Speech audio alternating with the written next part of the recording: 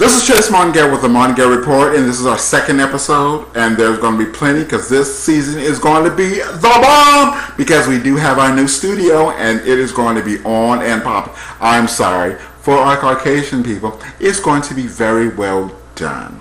Now, what I'm going to talk about is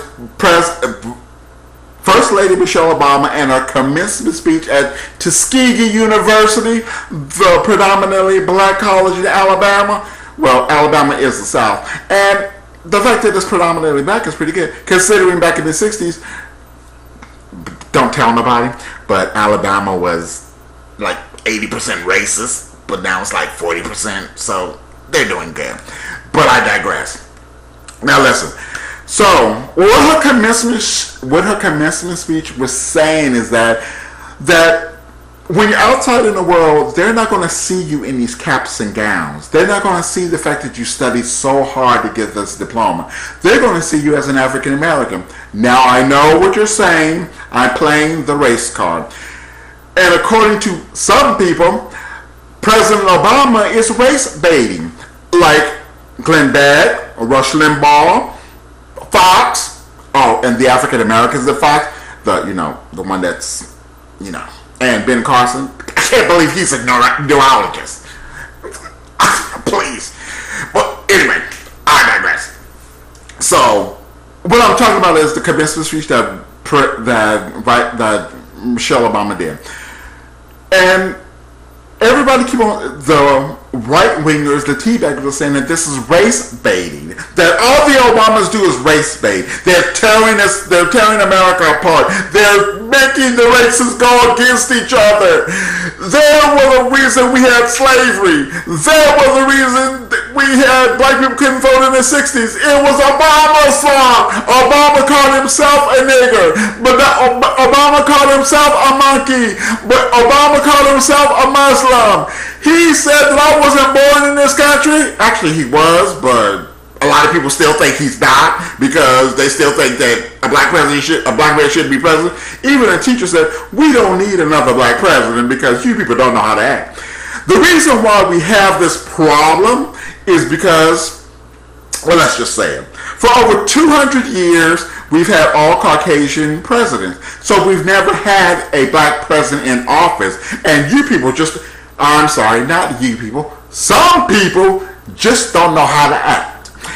They really don't. Because they've just been on this man and on him because they just don't know how to act. The fact that this black man has achieved something that white people, for as long as I can remember, back in the 70s, 80s, said that a black person would never get.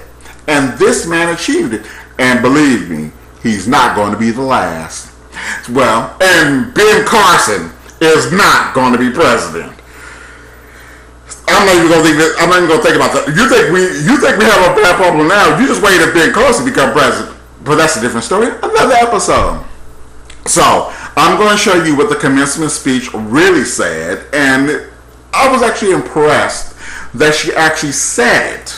Even though the President Obama is very PC, very, public relations. I'm a president by all people. I'm a president for all people, and I really can't take a stand for black people because, they're going to think that I'm a president for the blacks. And, a lot of people, because a lot of people said, now that we have a black president, the blacks are going to take over. Who the fuck are the blacks? Well, that's a different episode. Now, this is what Michelle Obama actually said, and this is what Glenn Beck said. This is Chase Martingale with the Martingale Report. It's gone. Oh, and I'm going to show you the pictures of Michelle Obama. It's just downright disgusting.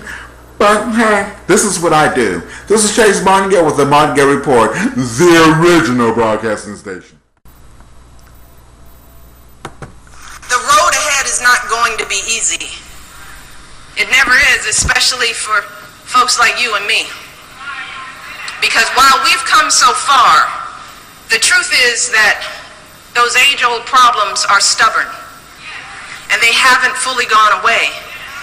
So there will be times, just like for those airmen, when you feel like folks look right past you, or they see just a fraction of who you really are. The world won't always see you in those caps and gowns. They won't know how hard you worked and how much you sacrificed to make it to this day. The countless hours you spent studying to get this diploma. The multiple jobs you worked to pay for school. The times you had to drive home and take care of your grandma. The evenings you gave up to volunteer at a food bank or organize a campus fundraiser. They don't know that part of you. Instead, they will make assumptions about who they think you are based on their limited notion of the world. And my husband and I know how frustrating that experience can be. We've both felt the sting of those daily slights throughout our entire lives. The folks who crossed the street in fear of their safety. The clerks who kept a close eye on us in all those department stores. The people at formal events who assumed we were the help. And those who have questioned our intelligence, our honesty, even our love of this country. And I know that these little indignities are obviously nothing compared to what folks across the country are dealing with every single day. Those nagging worries that you're going to get stopped or pulled over for absolutely no reason. The fear that your job application will be overlooked because of the way your name sounds. The agony of sending your kids to schools that may no longer be separate, but are far from equal. The realization that no matter how far you rise in life, how hard you work to be a good person, a good parent, a good citizen, for some folks it will never be enough. And all of that is going to be a heavy burden to carry. It can feel isolating. It can make you feel like your life somehow doesn't matter. That you're like the invisible man that Tuskegee grad Ralph Ellison wrote about all those years ago.